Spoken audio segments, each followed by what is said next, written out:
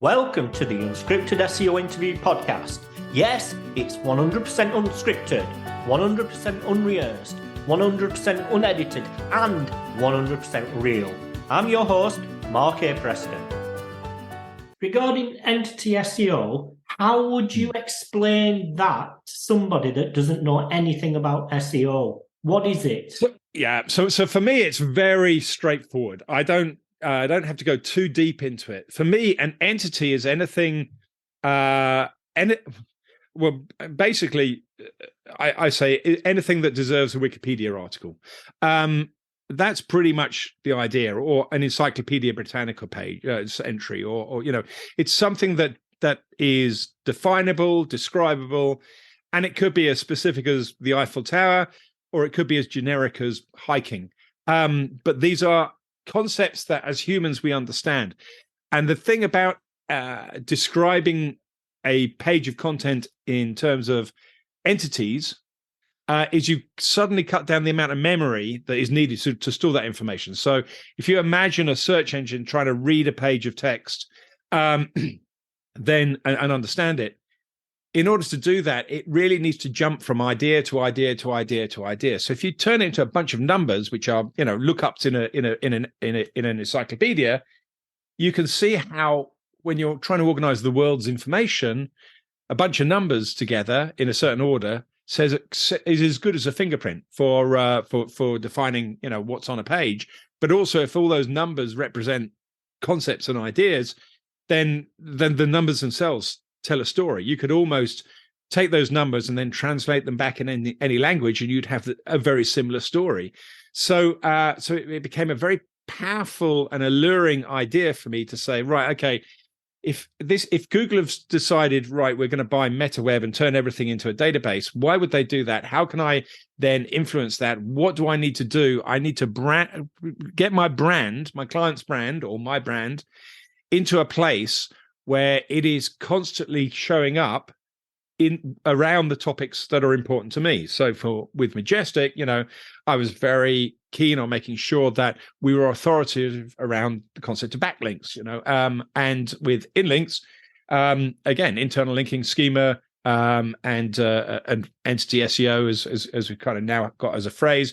These are very important concepts. But if I was Ford, then it was very important that the Mustang gets associated with cars instead of getting associated with horses in the wild. And that's where I get to the disambiguation bit, is that really your brand has to spend a lot of time disambiguating itself. Even today, I've lost my Wikidata entry for Dixon Jones. There's an architect's firm that is now bankrupt, by the way, that used to own dixonjones.co.uk. And I used to own, well, I still do own dixonjones.com.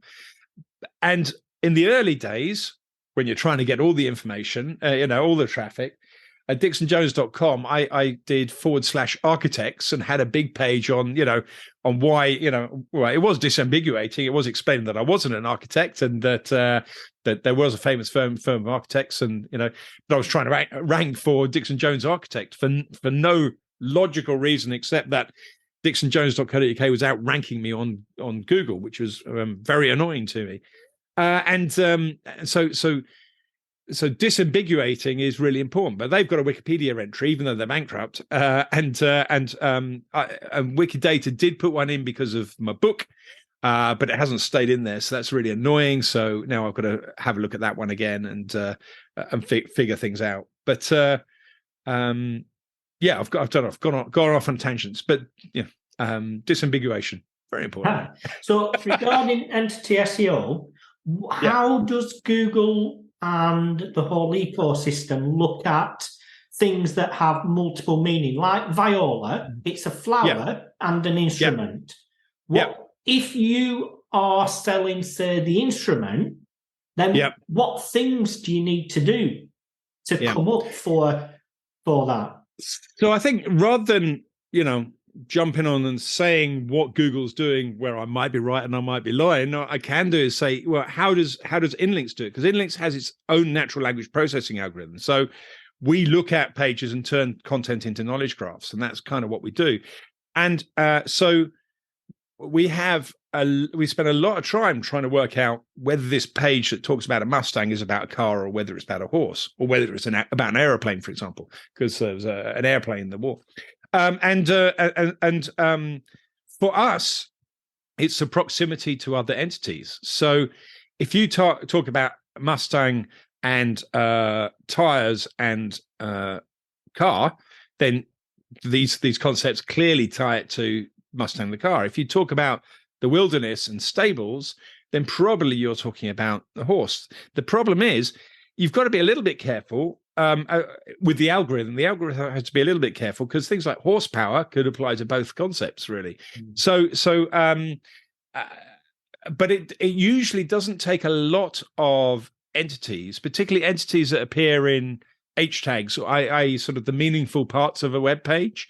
These ones, for us, carry a bit more weight than talking about something deep down in the body of the page as the primary ideas of a page. So when we look at a page, we sit there and try and work out the most important ideas on the web page. We then associate those ideas with a Wikipedia URL, so we know what entity we're talking about.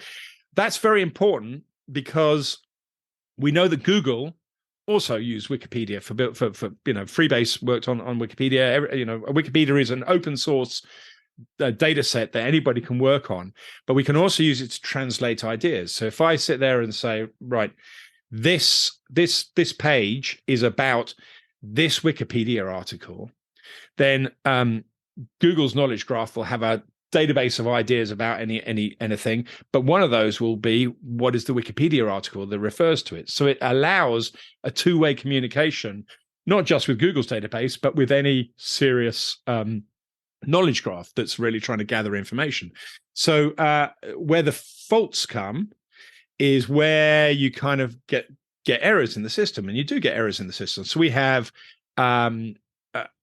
within our system, whenever there is an error, if a user sees an error, they can press a button, and I'm angry about this button.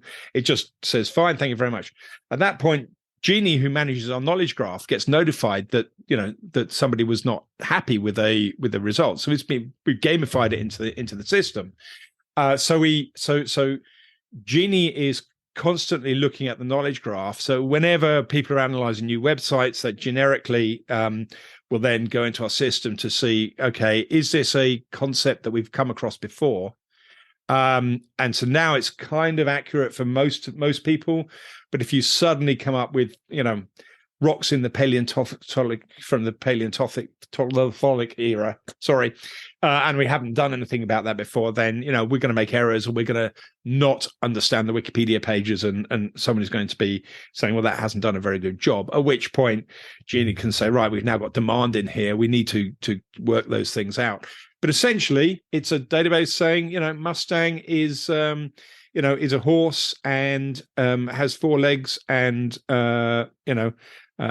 lives outside, whereas a Mustang has wheels and an exhaust pipe, except mine, which is electric. Then that defines the differences by the things that you're associated with. So that's the difference, really.